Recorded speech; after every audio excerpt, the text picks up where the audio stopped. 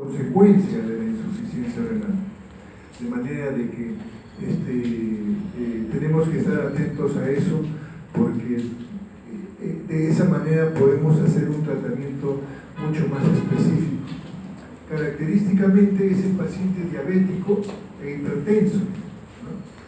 Si ustedes tienen un paciente diabético e hipertenso, le preguntan cuál ha sido la secuencia del inicio de su enfermedad.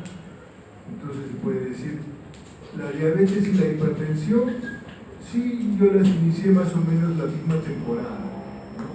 O le puede decir, yo soy diabético hace 20 años e hipertenso hace 5 o hace 6, ¿no? De manera que la primera posibilidad seguramente es una hipertensión arterial sistémica que acompañe la diabetes como parte de un síndrome metabólico, y en el segundo caso de la hipertensión arterial es posterior a la diabetes. La hipertensión arterial es un signo o un síntoma de la insuficiencia renal que me ha provocado la diabetes. Diabetes, insuficiencia renal crónica, hipertensión arterial. De manera que siempre va a haber esa disyuntiva.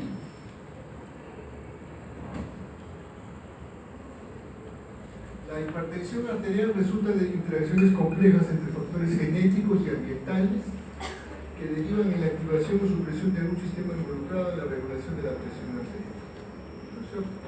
Debido a eso es que no se puede hablar de una sola causa o de un grupo de causas que me estén ocasionando hipertensión arterial, sino, digamos, de muchas que tienen diferente impacto, mayor o menor, sobre la aparición de hipertensión arterial en un determinado paciente, ¿no? Hay muchas teorías para, digamos, explicar la hipertensión arterial. Lo que sí se puede decir es que prácticamente en el 100% de los pacientes con hipertensión arterial, el sistema renina, angiotensina, aldosterona está estimulado, está excitado, ¿no? Normalmente, como ustedes conocen, el sistema renina, angiotensina, aldosterona ha sido diseñado para contrarrestar una disminución de la presión de perfusión a nivel renal y de otros órganos, de manera de que se mantenga más o menos estable. Hay una vasoconstricción de la arteriola deferente, hay ahorro de sal por intermedio de la aldosterona, etcétera, que son mecanismos de defensa frente a un estado de hipoperfusión, por ejemplo, deshidrataciones, hemorragias, etcétera. De manera de que una de las explicaciones más interesantes que se puede dar al origen de la hipertensión arterial es de que el sistema renina, angiotensina, aldosterona está estimulado cuando no debe. Yo estoy bien hidratado, no tengo ningún tipo de deshidratación, de hemorragia, mi presión de perfusión renal está normal, pero sin embargo mi sistema renina, angiotensina, aldosterona está estimulado.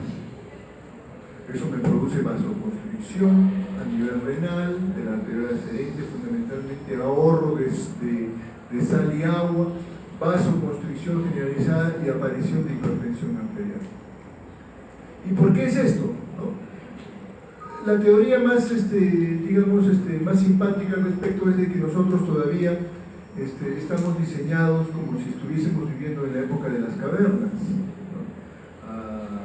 Estados de tremendo déficit de agua y alimentos, ¿no? Que tenemos que pelearnos entre nosotros para poder comer, para poder beber.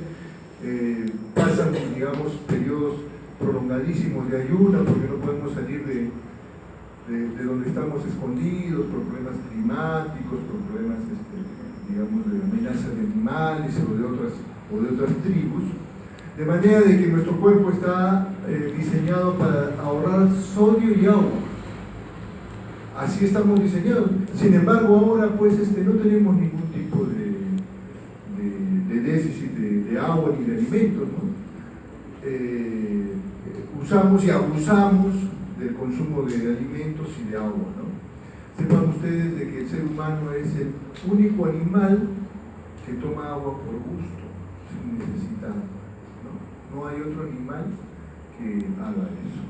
Entonces, el asunto es así, ¿no? Fue por ustedes, ¿no? Es una coincidencia.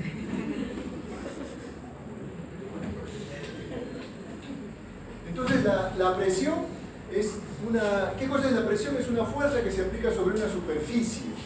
Entonces, la fuerza la va a dar la sangre, ¿no? La sangre que se va a estrellar contra la superficie, que es el endotelio, ¿no? Entonces, aquí se explica, digamos, esquemáticamente eso, ¿no? Entonces, tenemos en la parte de arriba, ¿no?, lo que normalmente ocurre. Tenemos una cantidad de sangre adecuada, con un diámetro del vaso sanguíneo adecuado, que es una presión normal. ¿Qué pasa cuando la sangre, digamos, el volumen de la sangre aumenta, ¿no? ¿En qué situaciones? Por ejemplo, en situaciones de insuficiencia cardíaca, en situaciones de edema generalizado, ¿no es cierto? Entonces, hay demasiado volumen de sangre, por lo tanto la presión va a aumentar. O lo que es todavía más común, ¿no? La luz de los vasos se estrecha y se pone dura, se obstruye, ¿no? Se obstruyen los vasos. Entonces, eso hace de que también se eleve la presión por una alteración en la superficie sobre la cual se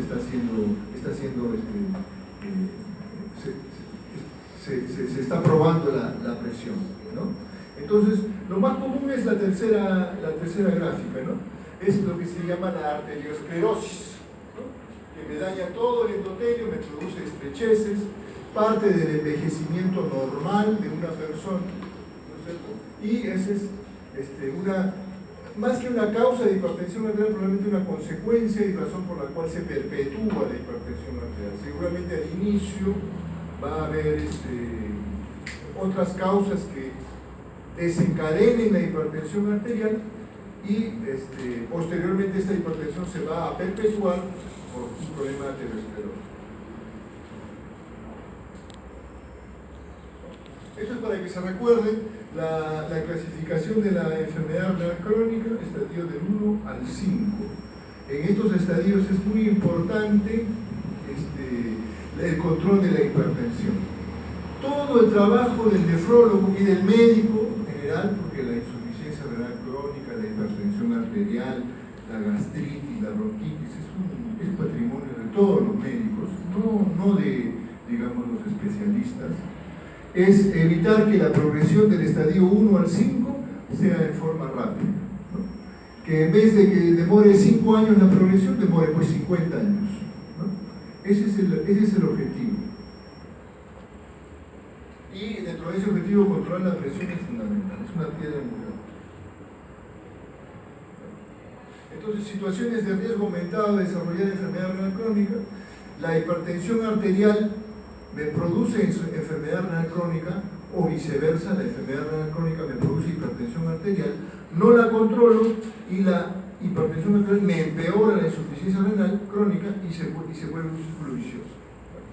Entonces, fundamental dentro de esas causas la hipertensión arterial, igual que los pacientes añosos, diabéticos, con enfermedades cardiovasculares, autoinmunes, uso crónico de algunas medicinas, masa renal disminuida, etcétera, etcétera.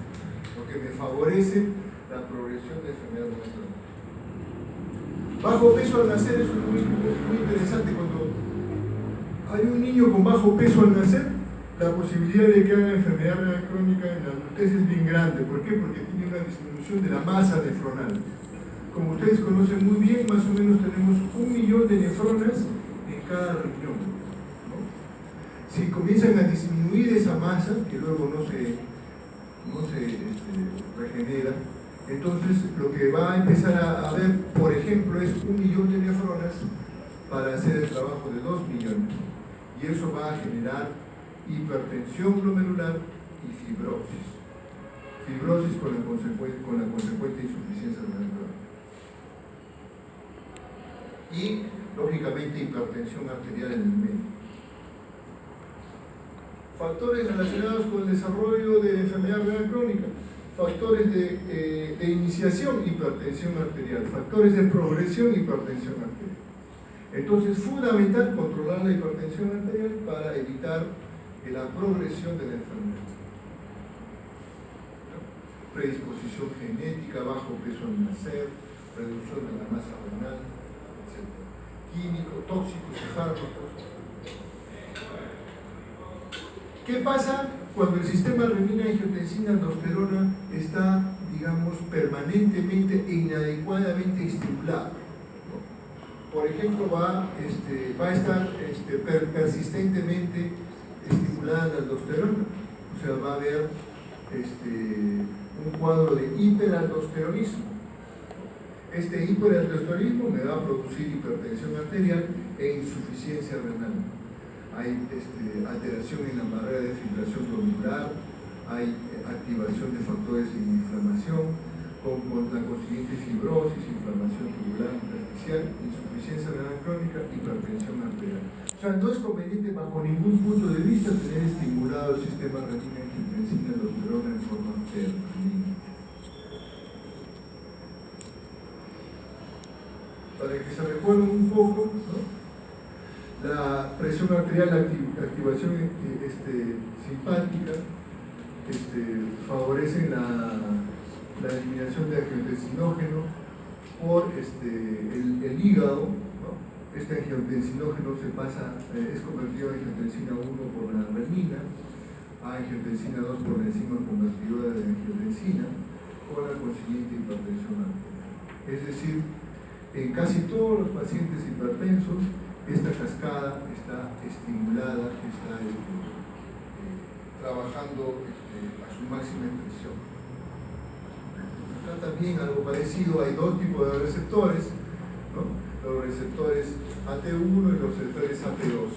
De manera de que las principales drogas que se usan para inhibir el sistema renina-angiotensina-aldosterona está acá, los inhibidores de la enzima convertidora de angiotensina, y acá los antagonistas de receptores de angiotensina, ¿no? Que fundamentalmente inhiben receptores AT1. El aparato yuxtaglomerular, como ustedes saben, el sistema renina-angiotensina-aldosterona sensa disminución de la presión en la arteriola aferente, produce eliminación de renina que favorece la vasoconstricción de la arteriola deferente para mantener la presión glomerular, ¿no es cierto?, por intermedio del aparato yuxtaglomerular, ¿no? El aparato yuxtaglomerular que está pues por encima del glomérulo, ¿no? Y tiene como principal función producir vasodilatación o vasoconstricción. Esto está permanentemente estimulado en los pacientes hipertensos.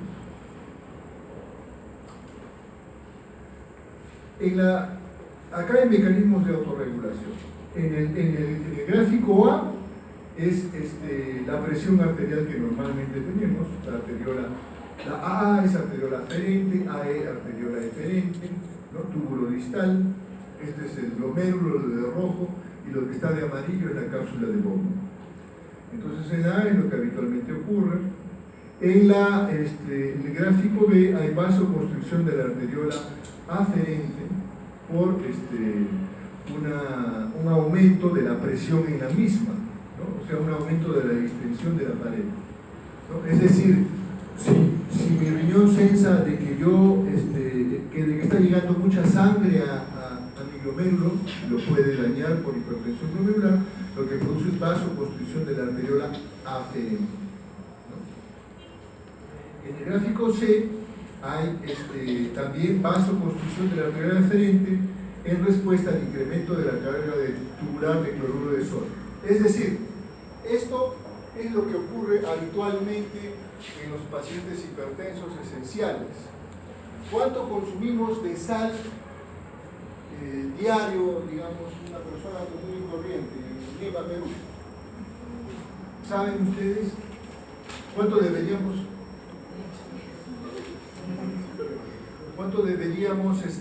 consumir y cuánto consumimos en realidad, ¿no?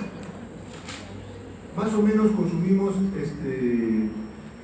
alrededor de 20 gramos de cloruro de sodio al día, cuando deberíamos consumir más o menos 10 o menos. Entonces es una dieta con exceso de sal. Este exceso de sal va a ser sensado por el riñón y va a producir activación del sistema renina-angiotensina con vasoconstricción de la arteriola afferente y la consiguiente aumento de la presión arterial. En el gráfico D hay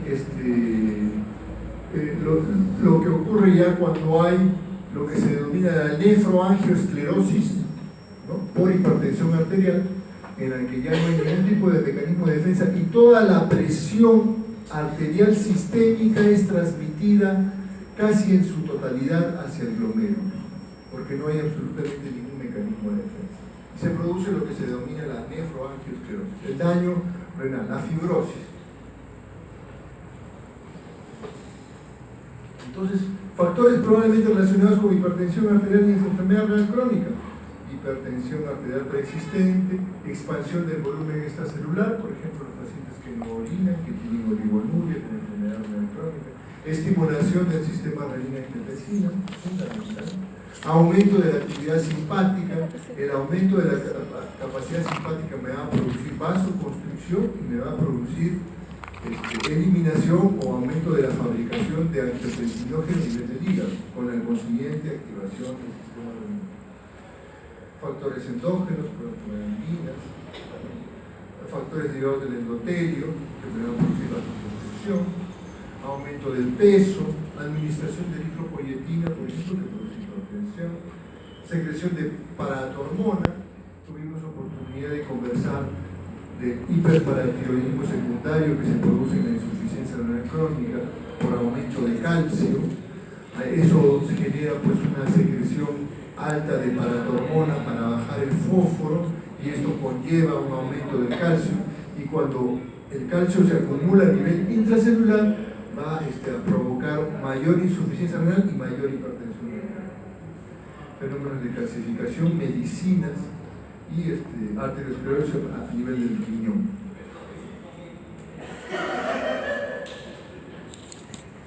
La hipertensión arterial está relacionada con mayor incidencia de enfermedad renal crónica, mayor velocidad de la progresión de la enfermedad renal crónica y mayor incidencia de eventos cardiovasculares en esta población.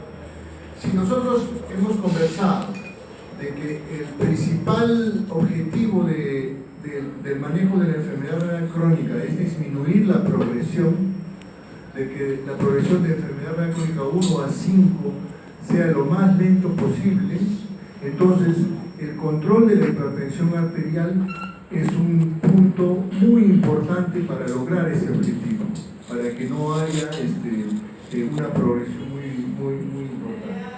Y también sabemos de que una de las principales causas de mortalidad del paciente con enfermedad renal crónica son eventos cardiovasculares, que también nos vamos a prevenir con el control de la presión. La hipertensión arterial favorece la progresión de la enfermedad renal crónica a través del incremento de la presión intraglomerular e inducción de proteínas, ¿no? Lo que vimos en el gráfico D anterior, en donde no hay ningún mecanismo de defensa y la presión arterial sistémica se traslada en su totalidad hacia el glomérulo. Por eso que los inhibidores del sistema renina-angiotensina son antiproteinúricos. En todo paciente que tiene proteinuria significativa o más, hay hipertensión glomerular por activación del sistema renina-angiotensina-aldosterona. Inhibir este sistema es fundamental como parte de un tratamiento sistémico antes de estar pensando en otra cosa. El control de la presión arterial debe ser individualizado. Al final el objetivo es la presión arterial más baja tolerable para el paciente. Si tolera 80/50, que se quede con 80/50, si no le produce ninguna molestia, me refiero. Los objetivos del control de la presión arterial cada tanto se revisan, ¿no? Si ustedes evalúan todas las recomendaciones de control de la presión arterial en los últimos 15, 20 años, ha habido pues unas variaciones, digamos, bastante significativas, ¿no? Lo que da que pensar sobre efectivamente al final cuál será pues el objetivo, ¿no? Porque Las personas que hacen estas recomendaciones parecen estar igual de desorientadas que nosotros, ¿no? El tratamiento farmacológico debe acompañarse de cambios en el estilo de vida, fundamentalmente disminuir el consumo de sal, ¿no? ¿Qué alimento que normalmente consumimos, habitualmente consumimos, tiene proporcionalmente más sal? ¿Saben ustedes?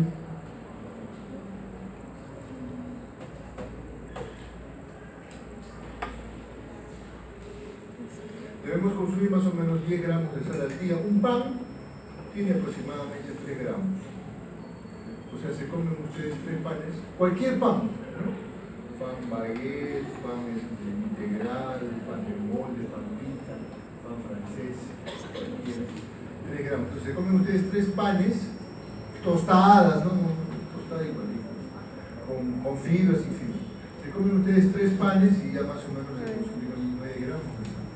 Ya se consumió toda su sal de su requerimiento diario con 3 panes. Y comerse 3 panes es una pichanguita para cualquiera de ustedes, ¿no? Una cosa sencilla de hacer.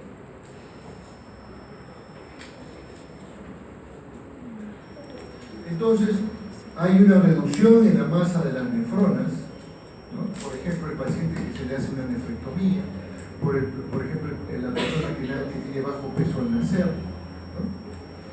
Y eso ayuda a un descenso de la filtración glomerular con retención de sodio, sobrecarga de volumen, aparición de la hipertensión arterial. El descenso de la filtración glomerular es por hipertensión glomerular con la consiguiente fibrosis renal. Disminuye el número de nefronas. Daño parenquimatoso, activación del sistema renina-angiotensina. La uremia misma, ¿no? La uremia es el síndrome que me ocasiona la insuficiencia renal, ¿no es cierto? Entonces hay aumento de la paratormona, con aumento del calcio intracelular, daño endotelial, ¿no? Disfunción endotelial, calcificaciones vasculares por el paratiroidismo y por el estado de inflamación crónico, aumento del sistema nervioso simpático que me produce vasoconstricción, elimina angiotensinógeno del hígado, y eso me va a producir rigidez de la pared arterial, y abajo está la fórmula de la presión arterial, y todo sube la presión arterial. En la diabetes se agrega la diabetes como tal, ¿no? O sea, un diabético sin hipertensión arterial tiene más o menos los mismos mecanismos de daño que lógicamente en forma mucho más lenta que un paciente con diabetes e hipertensión arterial. Hipertrofia ventricular izquierda, daño vascular, enfermedad cardiovascular, insuficiencia renal, aumento de la mortalidad.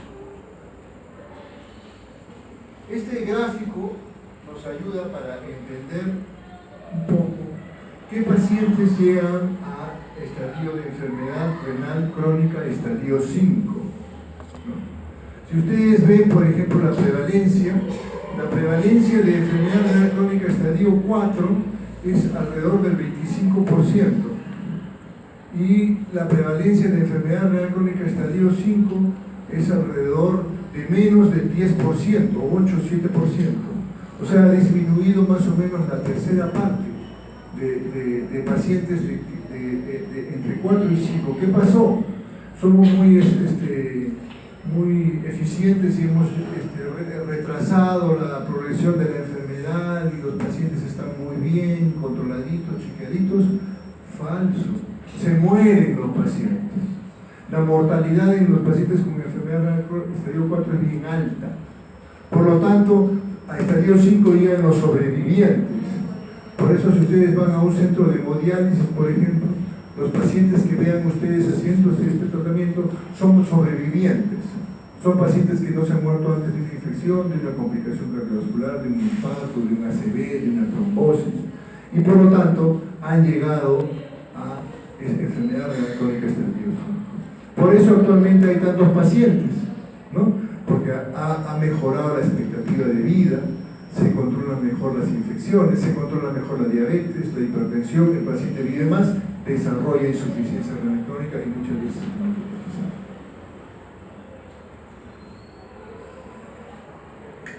Hay por hipertensión arterial e isquemia, hay tono preglomerular reducido porque hay vasoconstricción, ¿no es cierto? Eso produce hipertensión glomerular, glomerulosclerosis, hipertensión en los capilares periculares e intersticios con la consiguiente disfunción renal. La hipertensión glomerular es fundamental. Fundamental es este punto. Y este punto se trata con los inhibidores de la enzima convertidora de angiotensina. Por eso que son piedra angular en el tratamiento.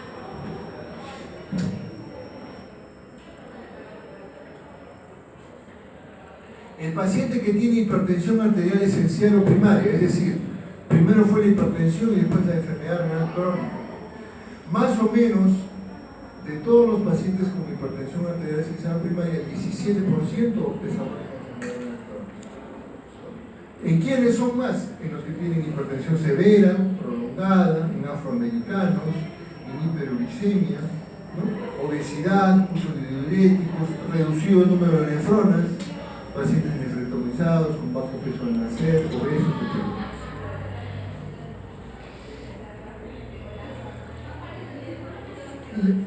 Al revés, la enfermedad renal crónica que me produce hipertensión por retención de sodio, actividad inapropiadamente alta del sistema renina angiotensina aldosterona, hiperactividad simpática con vasoconstricción y eliminación de angiotensinógeno por el hígado, y alteración de la vasodilatación, vasoconstricción con disfunción endotelial.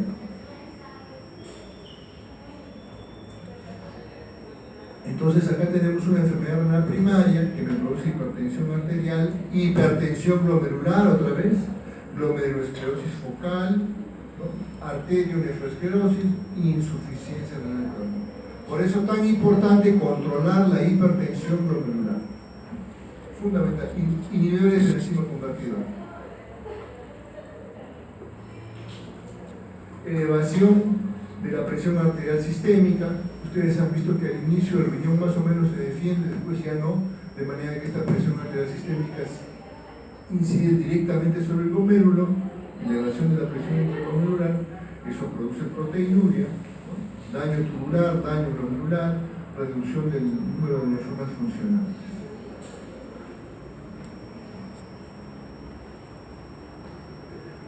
De manera que tenemos el sistema renina-angiotensina-aldosterona, que me va a producir hipertensión glomerular, me va a producir estrés oxidativo por activación del sistema nervioso simpático, por activación de mediadores de inflamación, por desbalance entre vasoconstricción y vasodilatación, lo que produce, por ejemplo, los antiinflamatorios no esteroideos, disfunción endotelial, característico de la hipertensión arterial, lo que me produce glomerulosclerosis, fibrosis tubulointersticial, fibrosis de todo, ¿no? Con el consiguiente daño renal.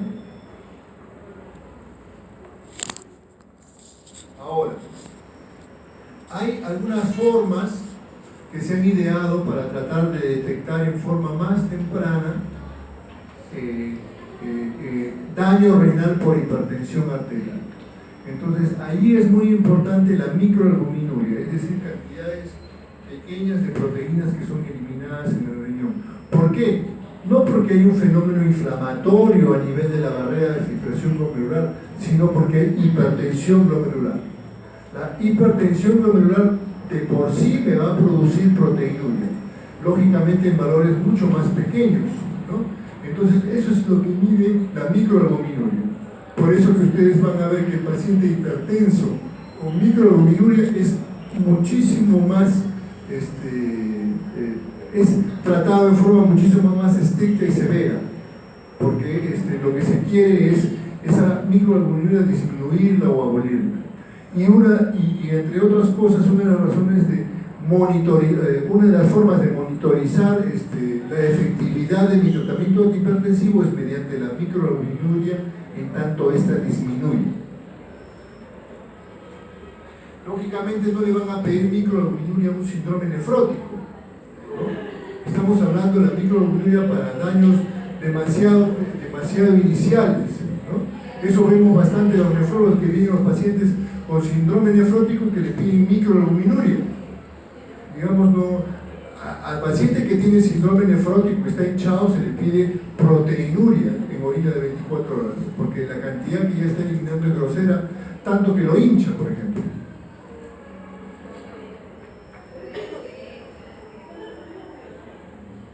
Disfunción endotelial, inflamación, trombosis, arteriosclerosis, hipertensión arterial, complicaciones cardiovasculares. La clave es el endotelio. Por eso aumenta la presión arterial, aumenta la presión sobre el endotelio, se forman microabrasiones, laceraciones, fenómeno inflamatorio, acumulación de calcio, acumulación de colesterol, fibrosis, estenosis, ¿no? Y con las consiguientes complicaciones cardiovasculares. Por eso, los pilares del tratamiento de la hipertensión arterial es controlar la presión, controlar el colesterol, ¿no es cierto?, controlar el fenómeno inflamatorio, ¿no?, para evitar toda esta progresión. Y esa progresión se da también, lógicamente, a nivel de los vasos del glomérulo, ¿no? El glomérulo es un penacho de vasos, y lo que va a ocasionar es mayor proteinuria y mayor daño. Muerte de origen cardiovascular por inflamación, por disfunción endotelial, por factores de riesgo cardiovascular, por microalbuminuria. Entonces, la insuficiencia renal crónica, ¿cómo afecta a la hipertensión arterial y al riñón? Hay calcificaciones vasculares, hay hiperhomocisteinemia, activación del sistema renina, estrés cardiovascular, dislipidemia, inflamación, sobrecarga crónica de volumen, remodelado, lo izquierdo, remodelado es hipertrofia, productos de indicación avanzada, por ejemplo, en los pacientes diabéticos, hiperactivación del sistema nervioso simpático, desequilibrio endotelina oxidolítico, o sea, entre vasodilatación y vasoconstricción, estrés oxidativo, disfunción plaquetaria, lo cual me va a provocar hipertensión arterial e insuficiencia renal crónica.